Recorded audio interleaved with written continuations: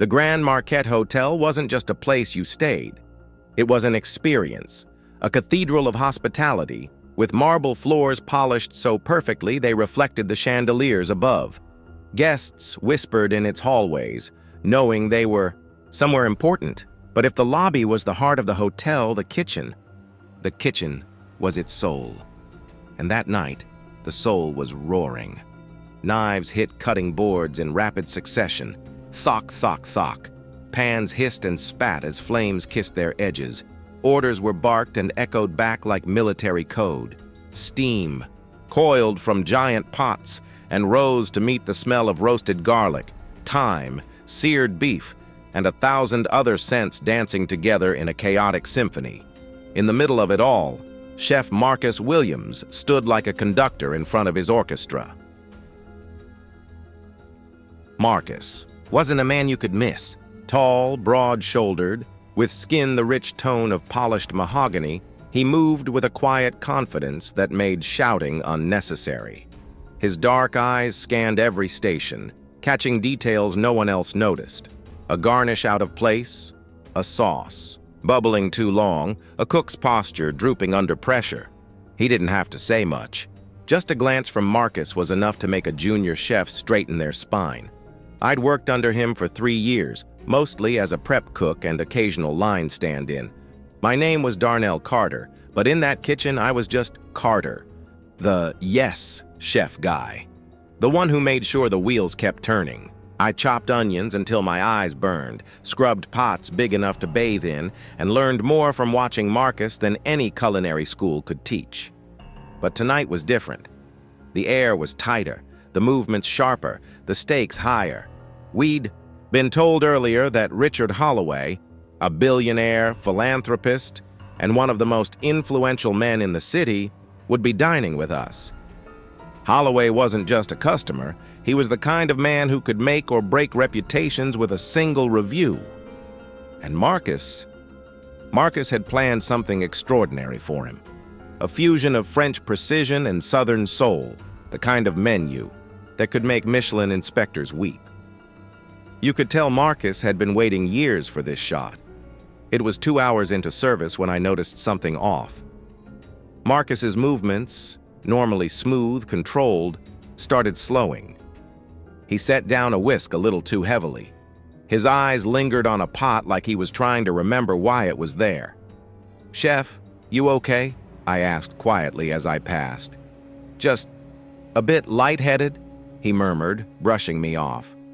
"Focus on your station." Minutes later, as he leaned over to taste a sauce, his knees buckled. The sous chef, Clifton, barely caught him before he hit the floor. Everything stopped. The clanging, the shouting, gone. All you could hear was the steady hum of the ventilation system and Marcus's shallow breaths. A hotel doctor, already, in the dining room for a private function, rushed in. After a quick check, he gave the verdict. Exhaustion. He needs to rest now. No discussion. Marcus tried to protest. "I can finish service, just give me..." The doctor cut him off. "If you don't rest, you'll collapse again, and next time I might be sending you to the hospital instead of home." Within minutes, Marcus was gone, escorted out through the service exit. Clifton stepped into the role, but I could see the panic behind his eyes.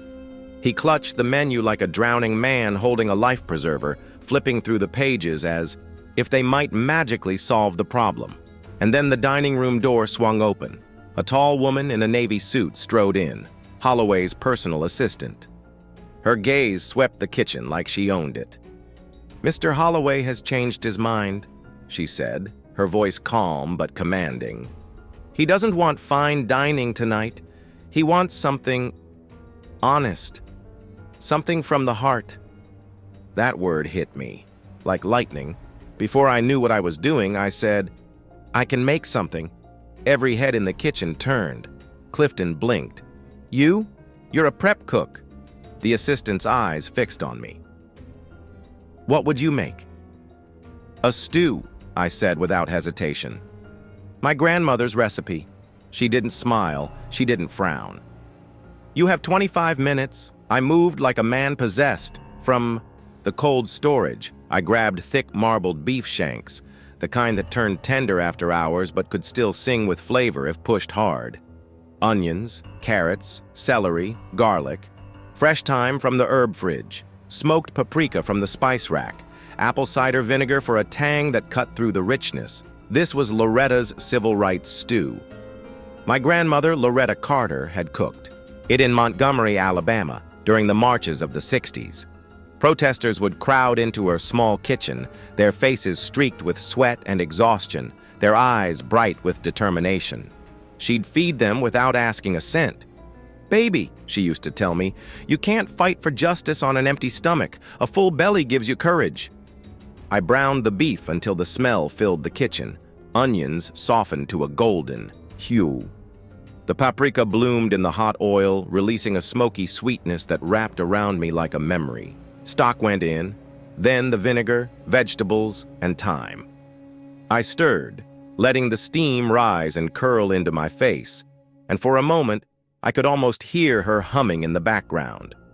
The stew went out, carried by the head waiter to Holloway's table. Through the service window, I saw Holloway lift his spoon. He took one bite and froze. His shoulders stiffened. His eyes blinked rapidly. I panicked. Had I overseasoned it? But then, his expression shifted. His jaw trembled. He put the spoon down slowly, as if afraid to break the moment. And then, to my shock, I saw tears forming in his eyes.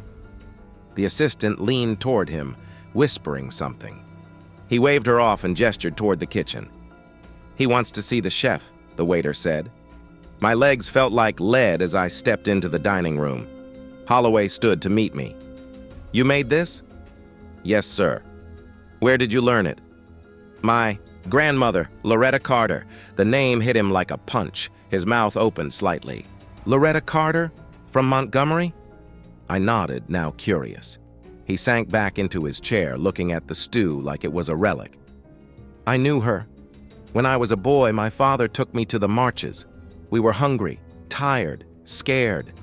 And your grandmother," she opened her door, handed me a bowl of this stew, and told me I was safe. He looked up at me, eyes wet. I never forgot that day. Never. We talked for almost an hour. He told me stories I'd never heard about my grandmother. How she fed everyone, no matter their color or creed. How she once gave her last chicken to feed a busload of activists. Before leaving, Holloway leaned in. "The world needs this again. I'll fund it. A restaurant, a food truck, whatever it takes. We'll call it Loretta's Table. Every bowl will carry her spirit." When I got home that night, I pulled her old recipe book from the shelf. The pages were yellowed, the ink faded, the corners worn from years of love. I set it on the counter, placed my hand over it, and whispered, "We're not done, Grandma." And for just a second, I could swear the kitchen smelled like her stew again.